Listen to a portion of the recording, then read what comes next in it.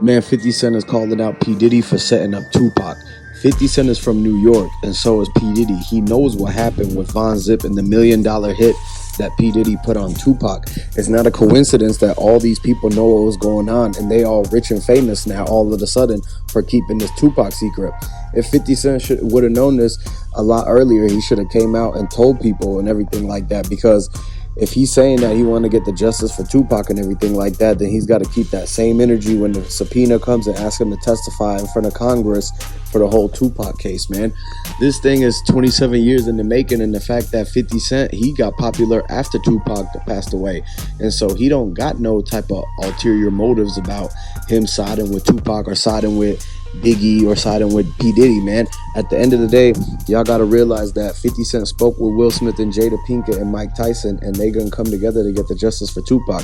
They gonna put all their money together to get the memorial for Tupac, because if you rocking with Tupac, you think that he should have a bigger memorial and that they should get justice for him.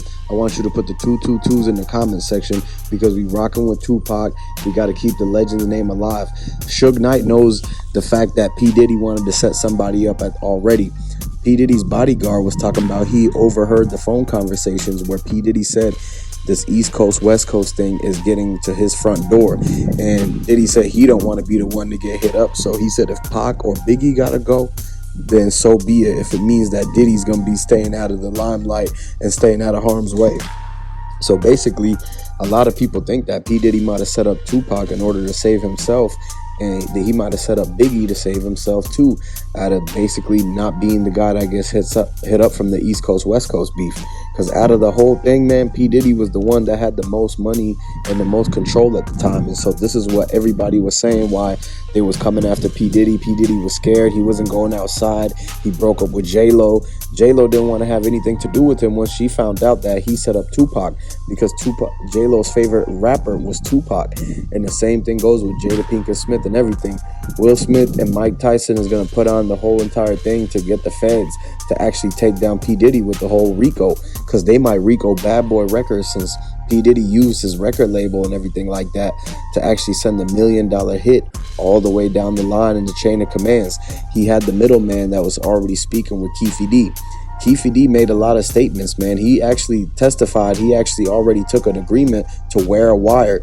He wore a wire to get Diddy's right-hand man to confess that he took the $1 million hit from Diddy, and they try to get him on a recorded phone line asking him if Diddy, if this money that Diddy sent to hit up Tupac was the same thing that they heard on the news about the shooting that happened on Koval and Flamingo. Diddy called Keefe D and Von Zip's phone, and on the pager he pressed the button. He asked them, I just seen that somebody got hit up on the news. They hit up Pac. Was that us? And he said yes.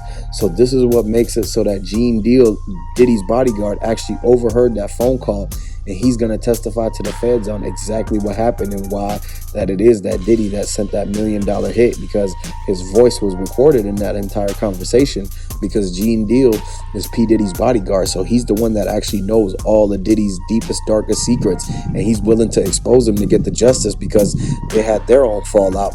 Diddy was snaking a lot of people out of his way and everything like that.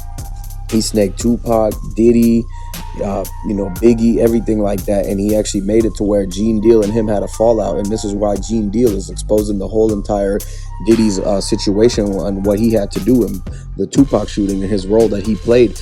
That Greg Caden was talking about, how Greg Caden said Keefe D was the one that told him, and he confessed that Diddy was the one who paid for the hit. He paid for the hitman to actually run up on Tupac and take him out. He didn't know that it was going to be happening in Vegas. He didn't know that it was going to be after the whole fact of Orlando Anderson getting jumped by Tupac. A lot of dudes was jealous of Tupac that they wasn't in the position that he was in. They thought that because they put in so much work in the streets that they deserved everything that he had, except the main difference is that Tupac was working for the greater good, and the dudes that killed Tupac and hit him up and everything like that, they was working for the streets. And so that's why their life ended up going the way that it went and all that, and that the people that stayed out the situation and stayed out the way, and basically the friends of Tupac, like Mike Tyson wasn't in the streets. He was Tupac's friend. He was actually trying to put Tupac on with this whole entire thing. He was trying to get him out of Suge Knight's deal and everything like that, so that he could go and get money with him, because at the end of the day, they entertainers and everything like that. And so this is why Mike Tyson survived after all these years and P. Diddy survived after all these years, was because they actually were not attached to the streets. They was minding their own business, except Diddy was using his money to actually send hitmen and assassins and everything like that to take Tupac and Biggie out. This is why everything happened on the West Coast, because Diddy didn't want anything to happen on the East Coast, or else it would come back to his name and everything. And that's why Diddy actually paid that $1 million to make sure that the stuff happened to Tupac and Biggie on the West Coast, either in LA or in Vegas. And that's what Vegas PD found out. They spoke to LA PD about the agreement Keefe had with Greg Caden, and it wasn't immunity, it was only a proffer agreement. And when everything got broken down and Keefe started actually snitching on himself and telling the incriminating information that could get everybody locked up, he actually just didn't think about anybody but himself and the money that he was going to get. He was too greedy. He was too down bad on his luck. And he spoke about things that he should have never spoke about. And that's what cost him his freedom. Not only that, but the fact that he actually participated in taking out Tupac and everything like that. And this is karma all coming back to him after all these years, man. They should have really just left Tupac alone, because he was actually a legend. He was trying to actually advocate. He was trying to influence a lot of people. He had the whole next generation and the youth in the palm of his hands. Anything that he said, they would do. So Tupac was actually speaking positive on a whole lot of things. He was trying to teach people to do it the right way, not to fall in line with the stuff that the streets be always distracting people with. And he was always preaching about making sure to take care of your mama, like Dear Mama. Tupac was actually about a lot of his business, man. And there's a lot of things behind the scenes that a lot of people don't know about Tupac that he was actually doing. Tupac was helping his whole entire community. He was doing turkey drives. He was doing giveaways back to school and everything like that. P. Diddy never did that. None of the people never did that, man. Matter of fact, the people that hit up Tupac never actually gave back in the way that he was giving back to him. And even if they did give back, it was off the backs and the efforts of the people who got hit up by them, and the robberies that happened and everything like that. The feds are investigating this whole entire crew that Keefe D was the leader of, man. One thing y'all gotta understand is, do not make the same mistakes that Keefe D made. Keefe D made the mistakes long before Tupac got hit up. Keefe D made the biggest mistake by joining a gang. Keefe D made another big mistake by telling on himself. And he made another mistake by actually getting caught for things. These dudes thought they were so smart that they could be in the gang and get away with things, but after all, they was too dumb and got caught. These guys told on themselves. Nobody had to look anywhere but watching what they said about themselves and what they did. They self-incriminated. And a lot of things is that these dudes, they think that they could commit all these crimes and get away with it, but they not super geniuses. They got caught in 4K. They got caught by cameras. They got caught by witnesses. They got caught by books they wrote, interviews they gave. Vlad TV basically set it off. A lot of people think that Vlad TV was the one that solved the case, but he was not the one that solved the case. Greg Kading solved the case. Vlad TV only knew what he knew because of the interviews that Greg Kading gave, and that the fact that it was public information at the time, all the things that the investigative work that was done by him to solve the Tupac and the Biggie case.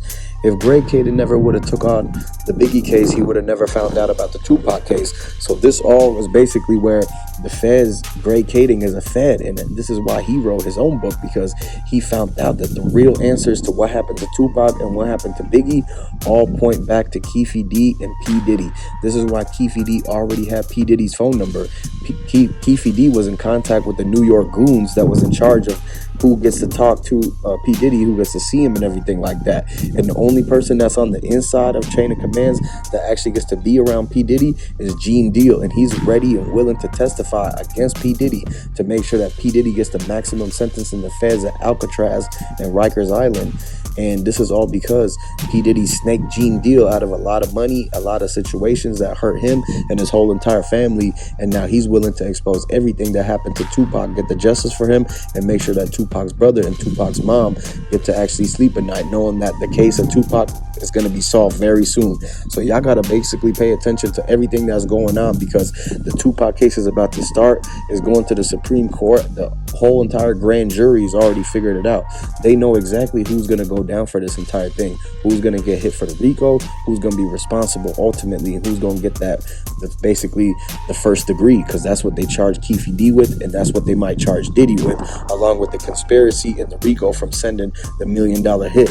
P. Diddy's lucky that a lot of the dudes around him actually ended up getting sent up. And that's another reason why people think that it's not a coincidence that everybody around Diddy keeps getting hit up and falling out and having something happen to them. You got to pay attention to what's going on. Subscribe to the channel and put the 222s in the comment section if you're rocking with Tupac.